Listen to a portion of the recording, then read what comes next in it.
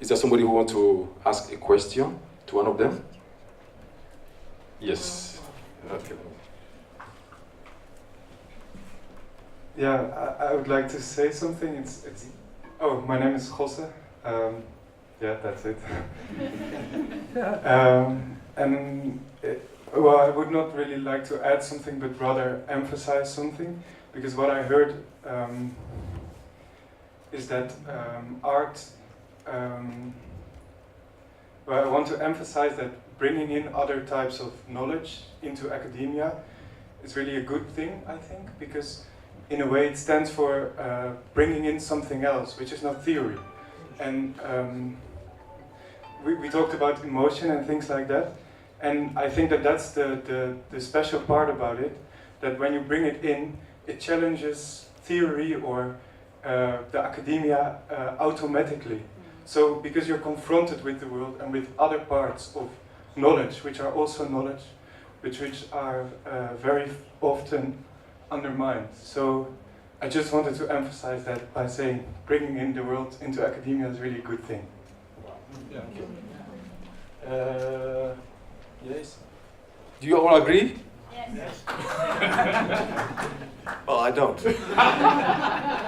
Well, you were in a minority. Yeah. Well, that's not a basis for truth, is it? Even though I were the only one. That's not the point.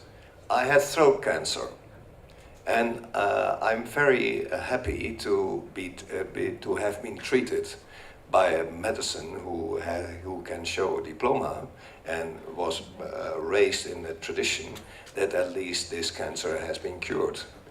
Of course, I could have listened to the most beautiful music, and that would have maybe added to my experience and maybe very worthwhile on my deathbed, but it has not. So you have different problems that have to be addressed in a different way.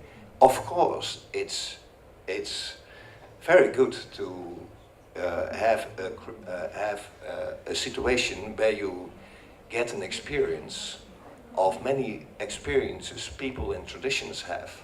That goes without saying. The point is, what is academia and what is research?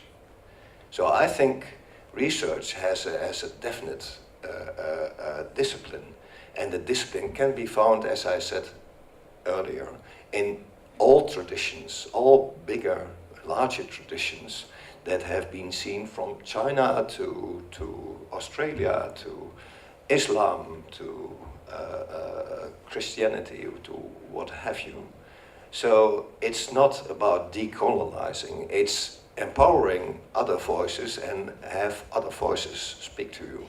And of course, different layers of human experience to bring in academia, the better. But I certainly hope that they have this cancer cure also in future.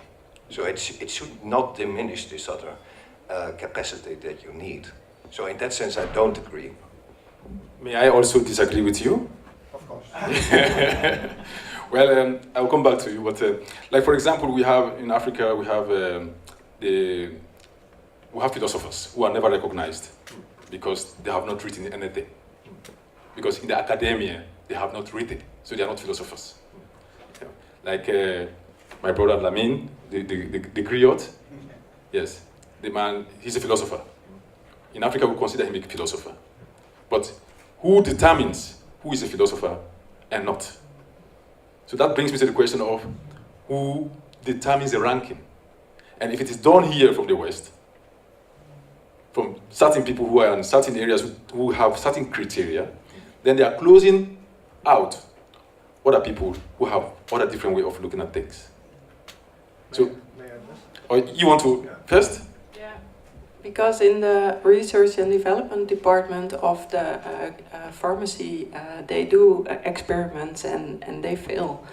Before so in your example, you need co-creation, and you need to be open-minded, and you need to think of new things and give the fundamental research the power to create things before you put stickers on it.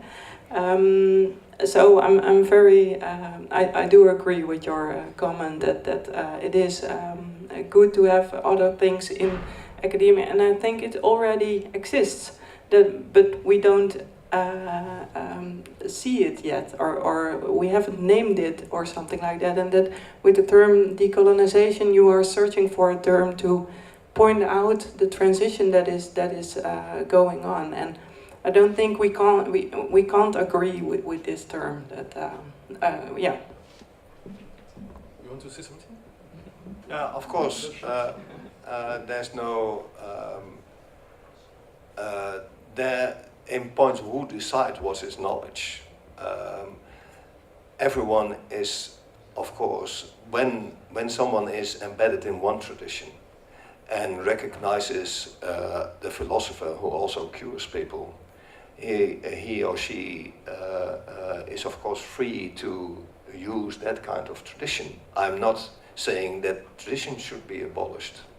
I'm not saying that tradition should not be recognized.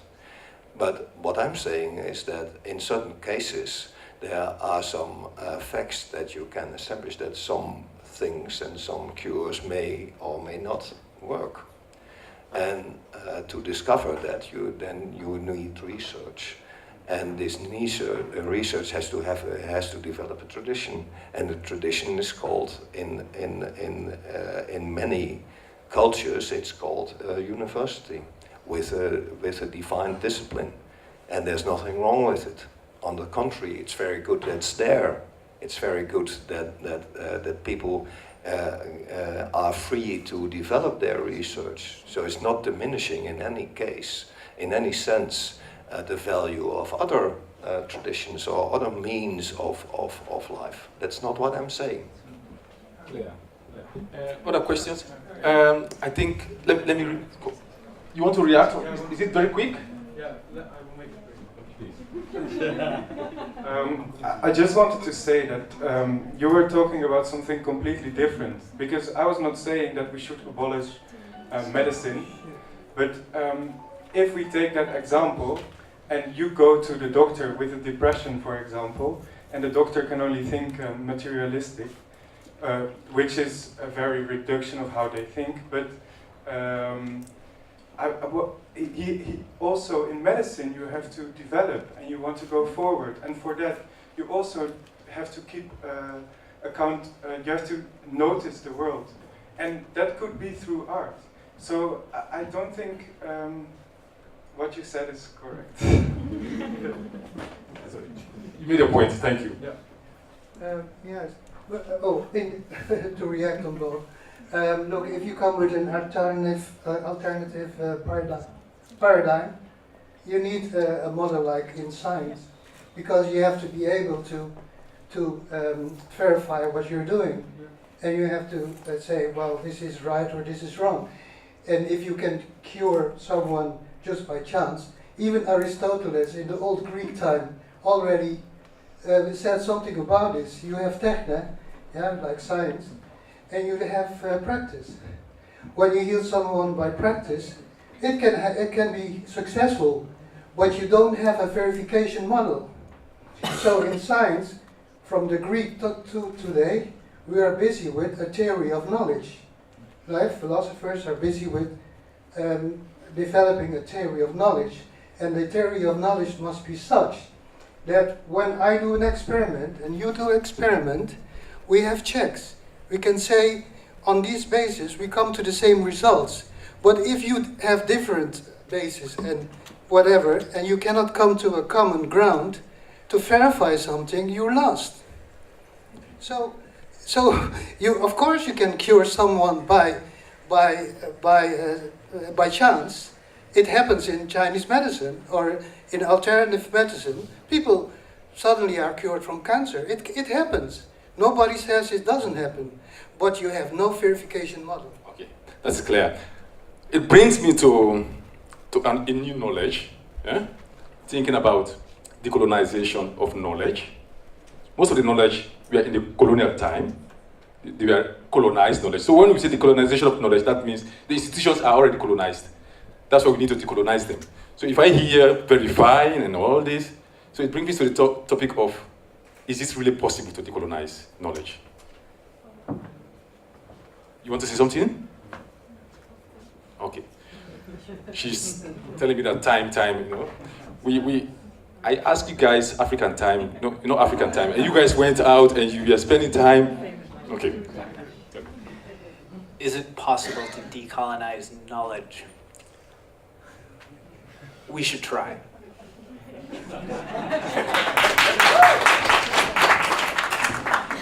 Yes, I think we can, and we should try.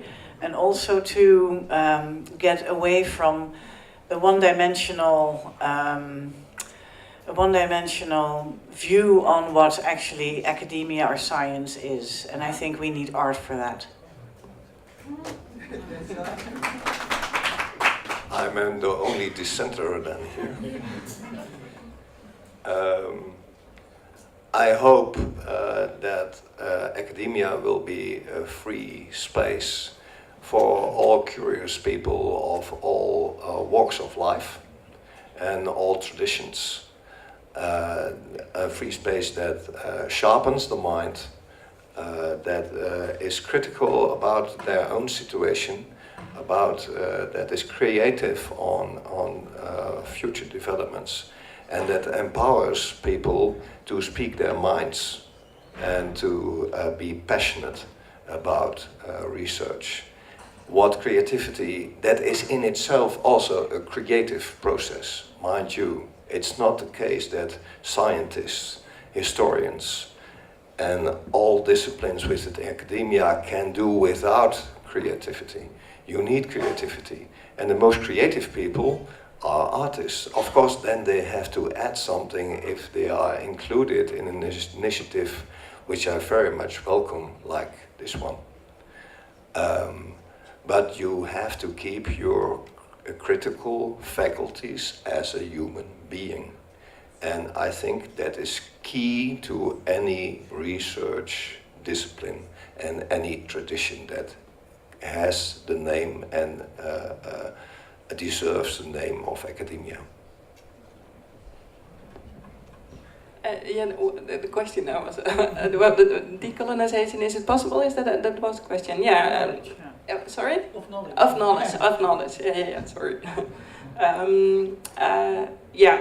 Of course, and we love to experiment with that and to co-create with scientists and researchers to add value to their valuable work. Yeah.